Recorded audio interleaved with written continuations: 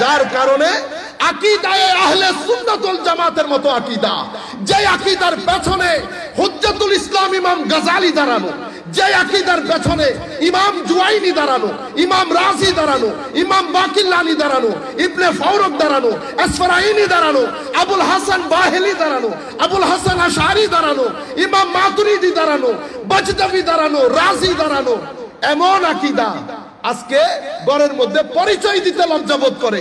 আমার ছেলেরা ঢাকা ইউনিভার্সিটির ছেলেরা পড়ে, তারা বলছে উস্তাদ ইউনিভার্সিটির মধ্যে নিজেকে সুন্নি পরিচয় দিতে লজ্জাবোধ করি। কেন? অনেক কারণের মধ্যে মূল কারণ, মূল ধ্বংস আমাদের হাত দিয়ে হয়েছে। আমরা স্টেজকে নাচন কুদন বানিয়েছি, স্টেজকে জাহালতের আড্ডাখানা বানিয়েছি। আমরা যদি এই স্টেজকে ওভাবে ব্যবহার করতাম যেভাবে আমাদের মুরব্বীরা আমাদেরকে দিয়ে গেছেন, যেভাবে শেরে বাংলা দিয়ে গেছেন, যেভাবে হাশমি হুজুর দিয়ে গেছেন, যেভাবে ওয়াইদুল হক নাইমি দিয়ে গেছেন, যেভাবে খতিবে বাঙ্গাল আল্লামা জালালউদ্দিন আল কাদরি দিয়ে গেছেন, যখন তাদের রাজ হচ্ছিল কেউ মাথা তুলে দাঁড়াতে পেরেছে? পারে নাই। আজকে এক আমাদের নাসমাজ, আমাদের বুজদিলি, আমাদের জিহালাত, আমাদের অজ্ঞতা এর পেছনে মূল ভূমিকা হিসেবে পালন করেছে। আমরা সবাই কাদেরিয়া তরিকার। এক ব্যক্তিকে যদি জিজ্ঞেস করি হুজুর আপনি কাদেরিয়া তরিকার, হুজুর কাদেরিয়া তরিকার প্রিন্সিপাল গুলা কি বলতে পারবেন? কোন মূল ভিত্তির উপর কাদেরিয়া তরিকা দাঁড়ানো? কারণ আরেকজন নিজেকে নকশবন্দিয়া বলছে। তাহলে কাদেরিয়া তরিকা এবং নকশবন্দিয়া তরিকার মধ্যে একটা ফারাক আছে না? নিশ্চয়ই ফারাক আছে। এখন আপনি কি আমাকে বলতে পারবেন ফারাকটা কি? আমরা সেটা শিখি নাই। তরিকায়ে কাদেরিয়ার মধ্যে হুজুর গৌসুল আজম মুরিদ কাকে বলেছে আমরা জানি না। অথচ তরিকায়ে কাদেরিয়ার 8টি স্তম্ভের মধ্যে একটি স্তম্ভ আল্লামা হুজুর গৌসুল আজম আব্দুল কাদের জিলানী রাদিয়াল্লাহু তাআলা বলেছেন এল কি এল। আমি আপনাদেরকে শিক্ষামূলক কিছু বিষয় আপনাদের সম্মুখে তুলে ধরব এবং অনুরোধ করব আপনারা অন্তত 10 জন মানুষ, আমাদের কলেজ ইউনিভার্সিটির স্টুডেন্ট যারা আছেন, 10 জন মানুষ আমার এই কথাগুলা ধারণ করবেন, বুঝবেন এবং প্রচারে সহযোগিতা করবেন। আমরা বর্তমানে ফিতনার যুগে বসবাস করছি। সবচেয়ে বড় ফিতনার সম্মুখীন আমাদের ঈমানের যে 7টা স্তম্ভ, সেই 7 স্তম্ভের মধ্যে সবচেয়ে বড় ফিতনা যে স্তম্ভের উপর আঘাত করেছে সেটা হচ্ছে মাকামে রিসালাত। মাকামে রিসালাত যদি প্লেন কথাই বলতে যাই বাংলাতে, তো রাসূল করিম সাল্লাল্লাহু আলাইহি ওয়াসাল্লামের মাকাম এবং মার্তবা, এটাকে 3 দিক থেকে এমন আক্রমণ করা হয়েছে যেই আক্রমণের ছিটে ফুটা বর্তমানে আপনারা দেখতে শুরু করেছেন।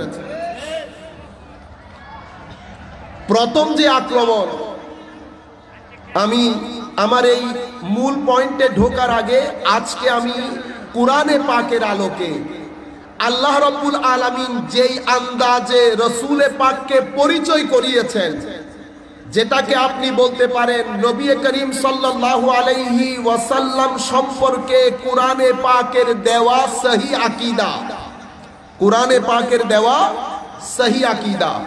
তো এটা বোঝার জন্য আগে আমি এখান থেকে শুরু করছি। হামলাটা 3 জায়গা থেকে হয়েছে। এক জায়গার হামলা হুজুরে করিম সাল্লাল্লাহু আলাইহি ওয়াসাল্লামের তানকিসে নবুওয়া, মানে আমার নবীর শান মানকে খাটো করা, লিখনির মাধ্যমে, বক্তব্যের মাধ্যমে। আমার মতো বড় ভাইয়ের মতো আত্মহত্যা করতে চেয়েছিলেন, বুঝতে পেরেছেন? এগুলা মুসলমানদের ছেলেরা বলে, মুসলমানদের ছেলেরা বলে। আপনারা জানেন, হায় হায়, নবী পাকের যুগে জামানায় অনেক সময় বকরির মাথা, ছাগল ছিলেন আপনারা, ছাগলের মাথা কাজ করতো না, উটের মাথা কাজ করতো না। হাদিসে পাকের মধ্যে এসেছে, আনসারী সাহাবী আমার নবীর দরবারে এসেছেন, ইয়া রাসূলুল্লাহ আমার উট কাজ করে না, কাল কুকুরের মতো হয়ে গেছে, পাশে গেলে কামড় দিতে চায়। হাবিব যদি একটু আসতেন, যদি একটু আসতেন। আচ্ছা, এখানে আমাদের সামনে চট্টগ্রাম বিশ্ববিদ্যালয়ের ডক্টর বসা, আপনারা কেউ ভাই, কেউ আত্মীয় স্বজন এই ধরনের কেস নিয়ে কি আপনারা ডক্টর সাহেবের কাছে আসবেন? কেউ আসে কখনো না। কিন্তু আমার নবীর দরবারে উটের ব্রেইন নষ্ট হয়ে গেছে, উটের ব্রেইন নষ্ট হয়ে গেছে, সাইকিয়াট্রিক প্রবলেম। তারা আমার নবীর দরবারে এসেছেন, ইয়া রাসূলুল্লাহ যদি একটু দেখতেন। আমার নবী সাল্লাল্লাহু আলাইহি ওয়াসাল্লাম সাহাবায়ে কেরামকে নিয়ে গেলেন। যাওয়ার পরে আমার নবী যখন উটের কাছে যাচ্ছেন, সাহাবীরা বলছেন, ইয়া রাসূলুল্লাহ যায়েন না, এটা পাগলা কুকুরের মতো হয়ে গেছে। আমার নবী বলছেন, অসুবিধা হবে না, সে আমাকে কোনো কিছু করবে না। আমি হাদিস শরীফে পরে আসব। আমি বলতে চাচ্ছি, উটের মাথা খারাপ হয়ে যাওয়ার পরেও এক জায়গার মধ্যে উটের মাথা ঠিক ছিল, সেটা রেসালতের মাথা, সেটা রেসালতের জায়গা। উট মাথা খারাপ হয়ে অন্যান্য জায়গায় কামড়া কামড়ি করলেও আমার নবী বলছেন, হে আমার সাহাবায়ে কেরাম, তারা তোমরা উটকে ভয় করলেও, উটের মাথা কাজ না করলেও সে আমার সাথে এই কাজ করবে না। কেন? কারণ সেই জানে আমি রাহমাতুল লিল আলামিন। তো এখন আল্লাহু আকবার, ইয়া রাসূলুল্লাহ, এখন আমাদের অবস্থা এমন হয়েছে যে আমাদের মাথা উটের চেয়েও খারাপ হয়ে গেছে। সেই কারণে আমরা স্টেজের মধ্যে বসে, মিম্বরে রাসূলে বসে এই ধরনের কথাবার্তাগুলা বলি। আচ্ছা, একটা তো হয়েছে এই ধরনের। তো তানকিসে নবুওয়াত মানে কি? তানকিসে নবুওয়াত মানে যেই বক্তার বক্তব্য শুনে, যেই লেখকের লিখনি পড়ে নবী পাক সাল্লাল্লাহু আলাইহি ওয়াসাল্লাম সম্পর্কে আপনার যেই ধারণা এবং আকীদা সেটাতে ছিড় ধরবে। আমার নবীকে আপনার মতো মনে হবে, সাধারণ মনে হবে, মানুষ মনে হবে, মাটির মনে হবে। তো মনে করবেন এটাই হচ্ছে তানকিসে নবুওয়া, মানে নবী পাকের সম্মানকে ছোট করা। এটা একটা হামলা হয়েছে, এবং এই হামলাটা গত 10 থেকে 20 বছরের মধ্যে এই পানি এমন ভাবে এটার জোয়ার বইতে শুরু করেছে, উম্মতে মুসলিমার ঘরে ঘরে এই জোয়ারের পানি ঢুকিয়ে দেওয়ার জন্য পৃথিবীর কয়েকটা মুসলমানের দেশ একেবারে কোমর বেঁধে নেমেছে, কোমর বেঁধে নেমেছে। এটা একটা হামলা হয়েছে। আরেকটা হামলা যেটা হয়েছে সেটা হুজুরে করিম সাল্লাল্লাহু আলাইহি ওয়াসাল্লামের শেষ নবী হওয়াকে না মানা, আকীদায়ে খাতমে নবুওয়াত, আমার নবী যে শেষ নবী সেটাকে না মানা। আমার নবীর পরেও আরো নবী আসতে পারে। আপনি দেখেন সকল হামলার মূল কেন্দ্র মুহাম্মদুর রাসূলুল্লাহ সাল্লাল্লাহু আলাইহি ওয়াসাল্লাম। কারণ এই কথা আল্লামা ইকবাল খুব সুন্দর করে বলেছেন, ये फाकश जो मौत से डरता नहीं जरा रूह मोहम्मद उसकी बदन से निकाल दे। तो पूरा पृथ्वी जाने মুসলমানদের হৃদয়ের স্পন্দন সবুজ গম্বুজ, সবুজ গম্বুজের দোহাই দিয়ে পৃথিবীর যেই কোনো প্রান্তে ভুকা মুসলমানকে জাগিয়ে তুলতে একজন ইমামের প্রয়োজন হয়। এক ব্যক্তি যদি পৃথিবীর কোন কোনায় দাঁড়িয়ে আমার নবীর সবুজ গম্বুজকে বাহানা বানিয়ে আযান দেয়, কুল কায়নাত থেকে মুসলমানরা দাঁড়িয়ে যাবে। সেই কারণে পৃথিবীর একটা গোষ্ঠী কাজ করছে দয়াল নবীর সাথে উম্মতে মুসলিমার নিসবতকে কেটে দেওয়ার জন্য। সেই ধারাবাহিকতায় কেউ তানকিসে নবুওয়াত করে, কেউ আমার নবীর খাতমে নবুওয়াতকে অস্বীকার করে। আরেক দল বের হয়েছে, সেটাকে আমরা বলি মুনকিরিনে হুজ্জিয়াতে সুন্নাহ। তাদের আকাইদি নাম হচ্ছে আহলে কোরআন, মানে কোরআন মানি, আমার নবীর দেওয়া বিধান সুন্নত মানি না। কয় জায়গা থেকে হয়েছে দেখেন, কয় জায়গা থেকে হয়েছে। কেউ আমার নবীর সুন্নত মানে না, আহলে কোরআন। আবার কেউ আমার নবীর শেষ নবী হওয়া মানে না। আরেক দল এটাও মানে, এটাও মানে, কিন্তু অন্য দিক দিয়ে আমার নবীকে কোথায় নিয়ে গেছে? সাধারণ পাহাড়ের চূড়ায় বসে আমার নবী আত্মহত্যা করতে চেয়েছিলেন।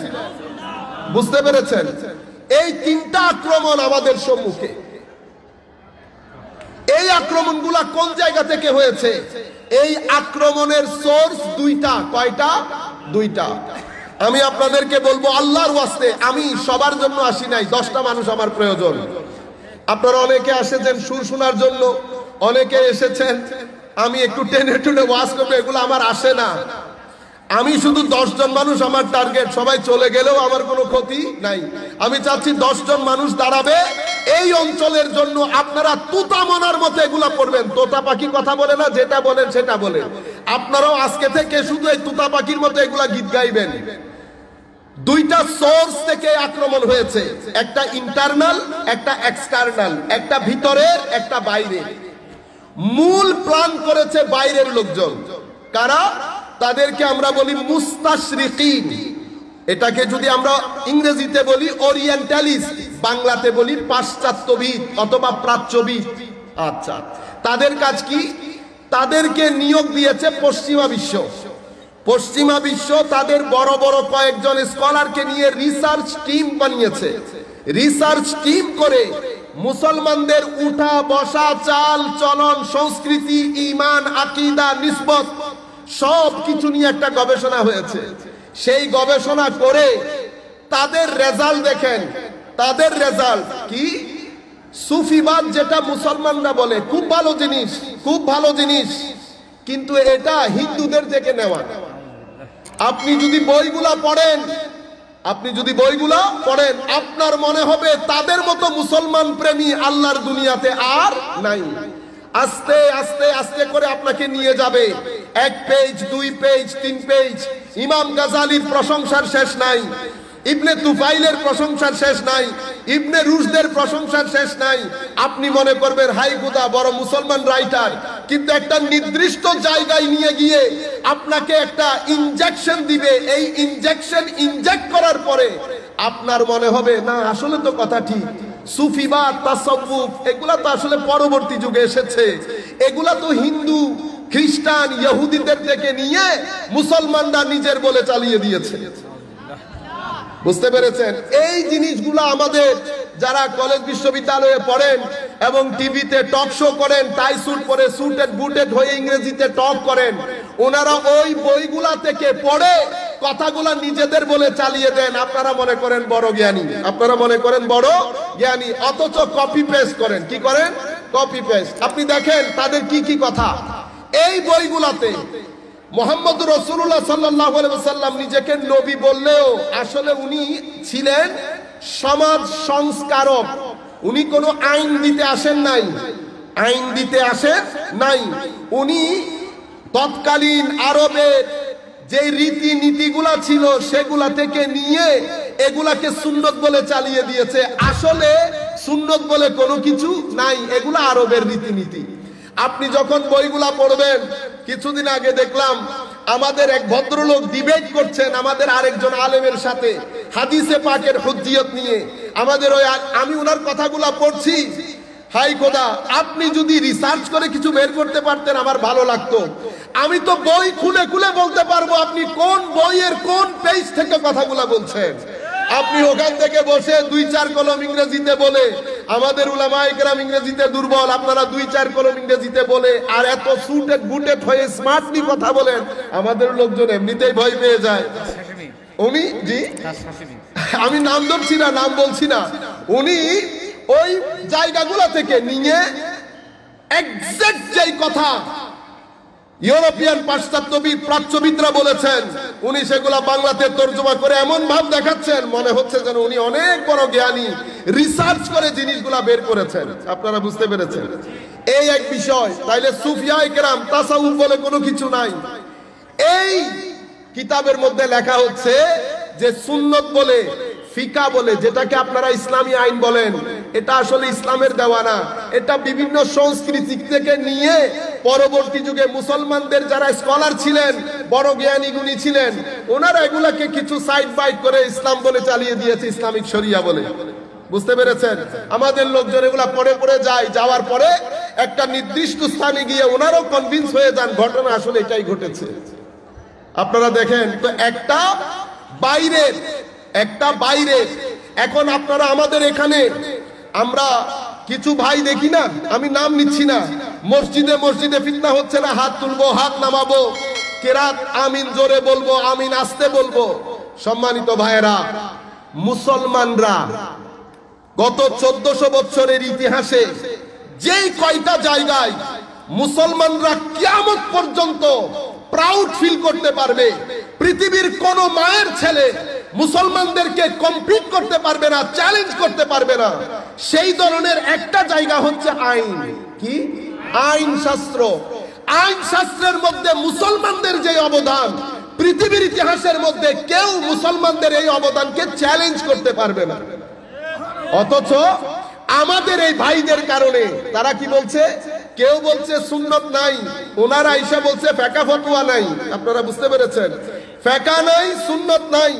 আরেক দল কিছুদিন পরে এসে বলবে, অলরেডি বলা শুরু হয়ে গেছে, কোরআনের কিছু আয়াত নিয়ে সন্দেহ আছে, কোরআনের কিছু আয়াত নিয়ে সন্দেহ আছে। এটা হচ্ছে এক্সটার্নাল। এটা কি? বাইরে থেকে বাতাস লেগেছে। এখন বাইরের লোকজন যখন বাতাস দেয়, বাতাসের সাথে টাকাও দেয়। কি দেয়? টাকাও দেয়। এখন এখানে গত 2013-14 পর্যন্ত আমরা 67,000 কোটি টাকা খরচ করেছি, বা পৃথিবীর দুইটা দেশ মিলে, শুধুমাত্র এই আইডিওলজি গুলা পৃথিবীর রন্ধ্রে রন্ধ্রে পৌঁছে দেওয়ার জন্য। এখন পরিস্থিতি এমন করে দিয়েছে, আহলে সুন্নাত ওয়াল জামাতের নাম নিলে আমাদের লজ্জা পায়, তরিকত এবং তাসাউফের নাম নিলে আমাদের মনে হয় আমরা মাইনরিটি হয়ে গেছি। ঘটনা কি তাই ছিল? কখনোই না। সম্মানিত ভাইয়েরা, এখন যে জিনিসটা আপনাদের সাথে শেয়ার করব, আহলে সুন্নাত ওয়াল জামাত ইশকে রাসূল, হুব্বে রাসূল, আজমতে রাসূল, আদবে রাসূল, কবর জিয়ারত, নিসবত, আউলিয়া, সালেহীন, মোহাব্বত, ইশক, और যা কিছু আমরা করি, যা কিছু আমরা করি, আমাদের আকীদা আজকের দিন পর্যন্ত আকীদায়ে হক, পৃথিবীর যেই কোনায় যান আপনি এই আকীদার লোক পাবেন। আপনি মিশরে যান, মিশরের আকীদা আমাদের আকীদা কোনো পার্থক্য নাই।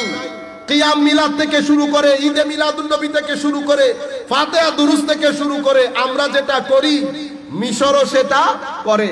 মনে রাখবেন, সৌদি আরব করলে দলিল হয় না, মিশর করলে দলিল হয়। কেন?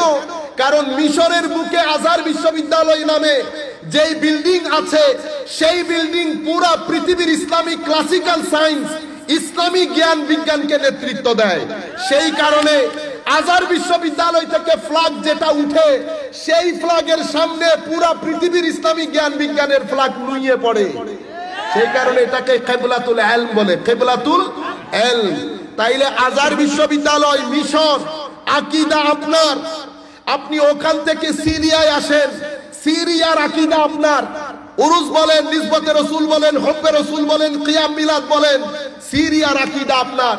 ওখান থেকে ইয়েমেন আসেন, ইয়েমেনের আকীদা আপনার। প্যালেস্টাইনে যান, প্যালেস্টাইনের আকীদা আপনার।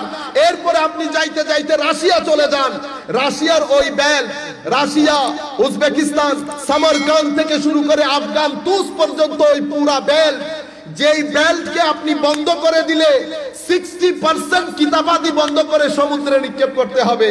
পুরা বেল্ট, পুরা। আমি এই কথাগুলো বলছি কারণ আমি বলতে পারবো, যেহেতু আমি পৃথিবী দেখেছি, সেই কারণে আমি আপনাদের সাথে শেয়ার করছি। পুরা পৃথিবীর বেল্ট সুন্নত বল, আমরা যে জিনিসটা, যেটাকে আমরা আকীদা আহলে সুন্নাত ওয়াল জামাত নিজের পরিচয় দেই, পুরা বেল্টের পরিচয় ওইটা। আপনি তুর্কিতে যান, আপনার পরিচয় এটা। সমস্যা কোথায় হয়েছে? সমস্যার মধ্যে আসি।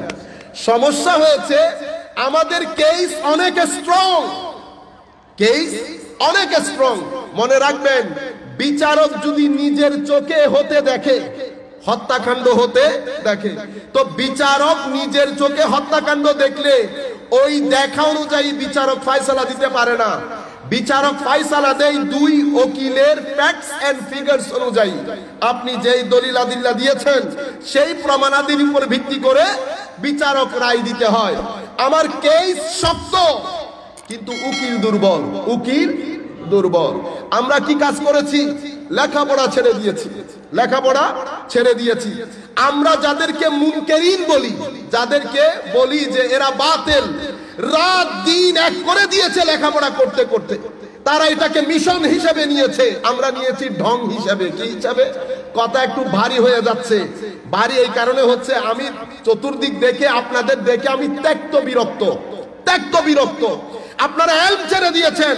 এই মানুষগুলাকে স্টেজে এনে যতটুকুন সম্মান দেওয়া দরকার তার 100 ভাগের 2 ভাগ আপনারা দেন না। আমাদের মতো জাহেলদেরকে এনে প্রথম কাতারে বসান। এই আলেমরা যখন বক্তব্য দেন, বক্তব্যের মাঝখানে আমরা জাহেলরা যখন আসি, আপনারা নারায়ে তাকবীর দিয়ে আলেমদেরকে বন্ধ করে চুপ করাই রাখেন। আলেমও চুপ, কিছু করার নাই। আলেমদের দাম কমে গেছে। সত্যিকার অর্থে যারা ইলম রাখেন, সমাজের মধ্যে জাগরণ সৃষ্টি করতে পারবে, তাদেরকে তুলে আপনারা সমুদ্রে নিক্ষেপ করেছেন। যার কারণে আকীদায়ে আহলে সুন্নাত ওয়াল জামাতের মতো আকীদা, যে আকীদার পেছনে হুজ্জাতুল ইসলাম ইমাম গাজালি দাঁড়ানো, যে আকীদার পেছনে ইমাম জুয়াইনি দাঁড়ানো, ইমাম রাজি দাঁড়ানো, ইমাম বাকিল্লানি দাঁড়ানো, ইবনে ফারুক দাঁড়ানো, আসফারাইনি দাঁড়ানো, আবুল হাসান বাহেলি দাঁড়ানো, আবুল হাসান আশআরি দাঁড়ানো, ইমাম মাতুরিদি দাঁড়ানো, বাজদাবি দাঁড়ানো, রাজি দাঁড়ানো, এমন আকীদা আজকে ঘরের মধ্যে পরিচয় দিতে লজ্জাবোধ করে। আমার ছেলেরা ঢাকা ইউনিভার্সিটির ছেলেরা পড়ে, তারা বলছে উস্তাদ ইউনিভার্সিটির মধ্যে নিজেকে সুন্নি পরিচয় দিতে লজ্জাবোধ করি। কেন? অনেক কারণের মধ্যে মূল ধ্বংস আমাদের হাত দিয়ে হয়েছে। আমরা স্টেজকে নাচন কুদন বানিয়েছি, স্টেজকে জাহালতের আড্ডাখানা বানিয়েছি। আমরা যদি এই স্টেজকে ওভাবে ব্যবহার করতাম যেভাবে আমাদের মুরব্বীরা আমাদেরকে দিয়ে গেছেন, যেভাবে শেরে বাংলা দিয়ে গেছেন, যেভাবে হাশমি হুজুর দিয়ে গেছেন, যেভাবে ওয়াইদুল হক নাইমি দিয়ে গেছেন, যেভাবে খতিবে বাঙ্গাল আল্লামা জালালউদ্দিন আল কাদরি দিয়ে গেছেন, যখন তাদের রাজ হচ্ছিল কেউ মাথা তুলে দাঁড়াতে পেরেছে?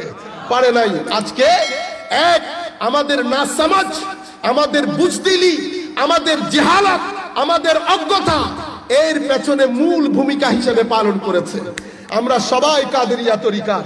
এক ব্যক্তিকে যদি জিজ্ঞেস করি, হুজুর আপনি কাদেরিয়া তরিকার, হুজুর কাদেরিয়া তরিকার প্রিন্সিপাল গুলা কি বলতে পারবেন? কোন মূল ভিত্তির উপর কাদেরিয়া তরিকা দাঁড়ানো? কারণ আরেকজন নিজেকে নকশবন্দিয়া বলছে। তাহলে কাদেরিয়া তরিকা এবং নকশবন্দিয়া তরিকার মধ্যে একটা ফারাক আছে না? নিশ্চয়ই ফারাক আছে। এখন আপনি কি আমাকে বলতে পারবেন ফারাকটা কি? আমরা সেটা শিখি নাই। তরিকায়ে কাদেরিয়ার মধ্যে হুজুর গৌসুল আজম মুরিদ কাকে বলেছে আমরা জানি না। অথচ তরিকায়ে কাদেরিয়ার 8টি স্তম্ভের মধ্যে একটি স্তম্ভ আল্লামা হুজুর গৌসুল আজম আব্দুল কাদের জিলানী রাদিয়াল্লাহু তাআলা বলেছেন নলেজ। ওই নলেজ আমরা তো বস্তাবন্দি করে সমুদ্রের মধ্যে নিক্ষেপ করে দিয়েছি। আজকে বছরের পর বছর আমাদের উলামায়ে কেরাম আপনাদেরকে ঈদে মিলাদুন নবীর ব্যাপারে বলছেন। এখনো পর্যন্ত 2023 ঈদে মিলাদুন নবীর মাস আসলে আপনারাই আবার আমাদেরকে জিজ্ঞেস করেন, হুজুর ঈদে মিলাদুন নবী জায়েজ আছে? এটা করার দরকার ছিল। ছোটখাটো প্যারাসিটামল তো আপনারা দেবেন। এখন হুজুররা যদি আপনাদেরকে এই মাসলা মাসাইল গুলো বর্ণনা করতে করতে সময় অতিবাহিত করে, ওনারা কোরআনে পাক পড়বে কখন, রিসার্চ করবে কখন, রিসার্চের কোনো সুযোগ আছে? আপনারা আরেকটা জিনিস দেখেন, অতিমাত্রায় মাহফিল আমাদের। আমরা ডেইলি 3-4টা মাহফিল করি। আপনাদের কথাগুলা তিতা লাগবে, আমি তিতা লাগার জন্যই বলছি। আপনারা কিভাবে আমাদেরকে আস্তে আস্তে ধ্বংসের দিকে ঠেলে দিচ্ছে। আমি যদি ডেইলি 4টা মাহফিল করি, আমার পড়ার সময় আছে?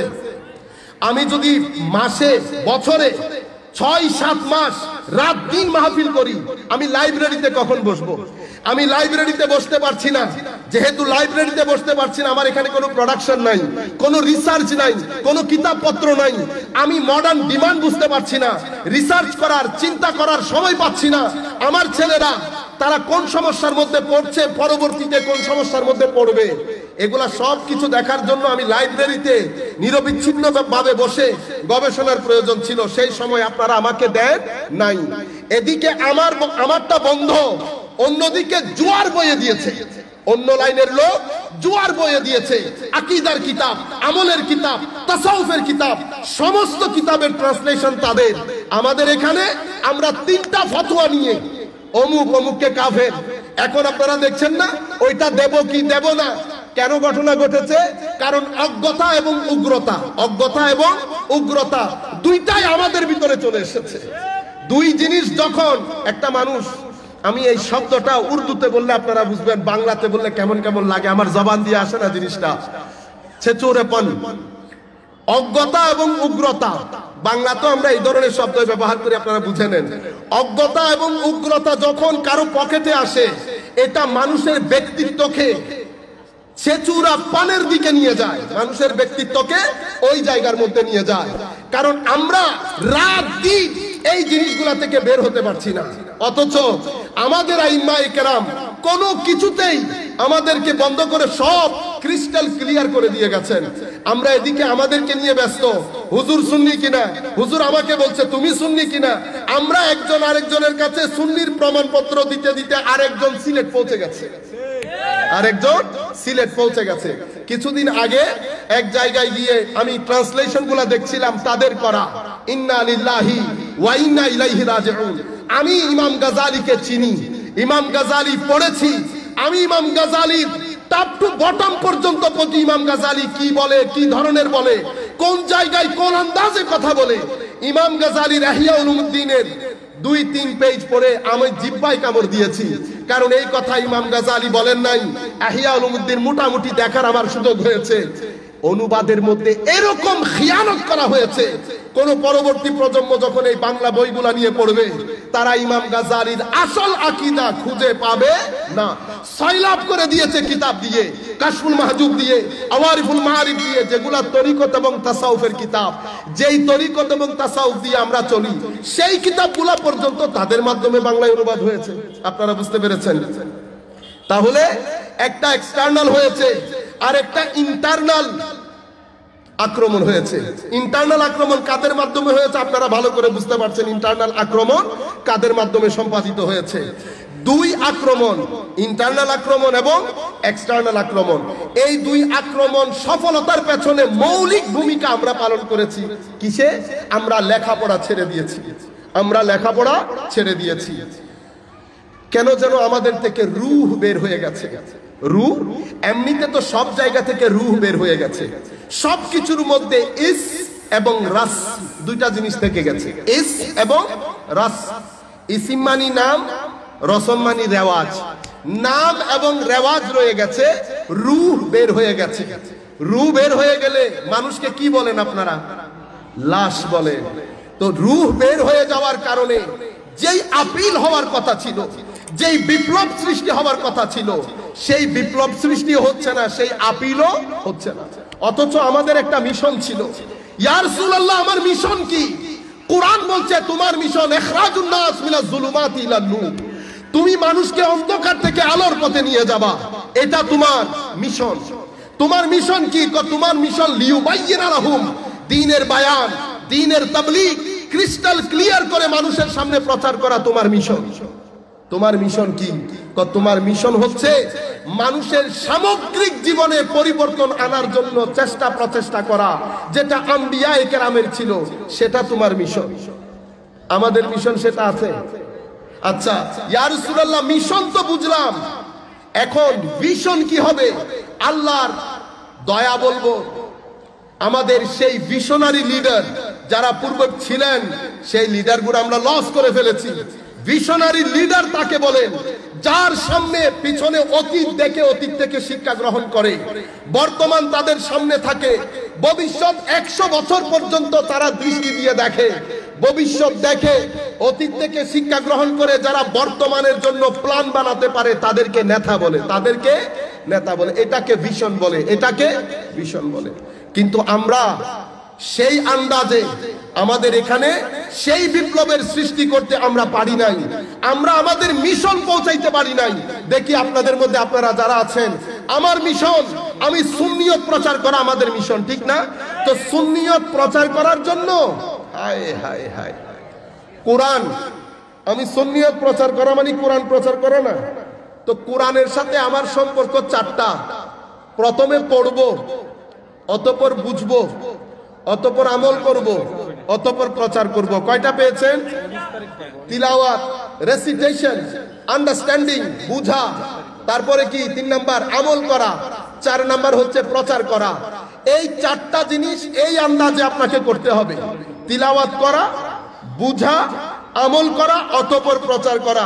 এখন আমরা পড়ানিও ছেড়ে দিয়েছি, বুঝানিও ছেড়ে দিয়েছি, আমলও ছেড়ে দিয়েছি, শুরু করেছি 4 নাম্বার থেকে। তো 4 নাম্বার থেকে যদি আপনি শুরু করেন, আমার আল্লাহ ডাক দিয়ে বলেন, খবরদার, ইয়া আইয়ুহাল্লাযীনা আমানু লিমা তাকুলুনা মা লা তাফআলুন কাবুরা মাকতান ইনদাল্লাহ, কাবুরা মাকতান ইনদাল্লাহ। হে মুমিন, তুমি যা করো না তা নিয়ে কেন মানুষের সামনে যাও? মনে রাখবেন আমার ভাইয়েরা, পৃথিবীতে কোনো মিশনের কাজ যদি আপনি করতে চান, তো আমার নবী শিখিয়ে দিয়েছেন মিশনের কাজ করতে হলে 3টা জিনিস লাগে। কয়টা জিনিস? 3টা জিনিস। প্রকারান্তরে আমি যদি ইসলাম বাদ দিয়ে সবার জন্য বলি তো 2টা জিনিস: জানবো, বুঝবো, অতঃপর প্রচার করব। আর আমাদের ইসলাম হুজুরে করিম সাল্লাল্লাহু আলাইহি ওয়াসাল্লামের মাধ্যমে আমার আল্লাহ বলছেন, ওয়া আল্লামাকা মা লাম তাকুন তা'লাম ওয়া কানা ফাদলুল্লাহি আলাইকা আযীমা। আমার নবীর 2টি জিনিসকে আল্লাহ আযীম বলেছেন। কি বলেছেন? আযীম। এমনিতে আমার নবী আযীম, সবকিছু আযীম, কিন্তু আমার আল্লাহ আমার নবীর 2টি জিনিসকে বড় আযীম বলেছেন। একটা আমার নবীর ইলম, আর একটা আমার নবীর আখলাক। নবীর ইলমকেও আল্লাহ আযীম বলেছেন, নবীর চরিত্রকেও আল্লাহ আযীম বলেছেন। ওয়া আল্লামাকা মা লাম তাকুন তা'লাম ওয়া কানা ফাদলুল্লাহি আলাইকা আযীমা বলেছেন। ওদিকে ওয়া ইন্নাকা লা আলা খুলুকিন আযীম বলেছেন। চরিত্র আযীম, ইলম আযীম।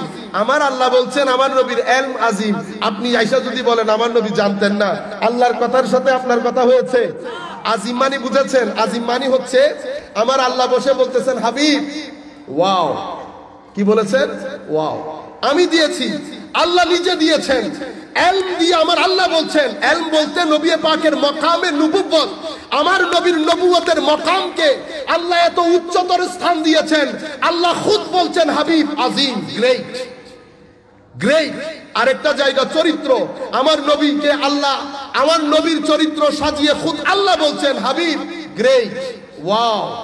তো এখন আমাদের জন্য আদর্শ কি?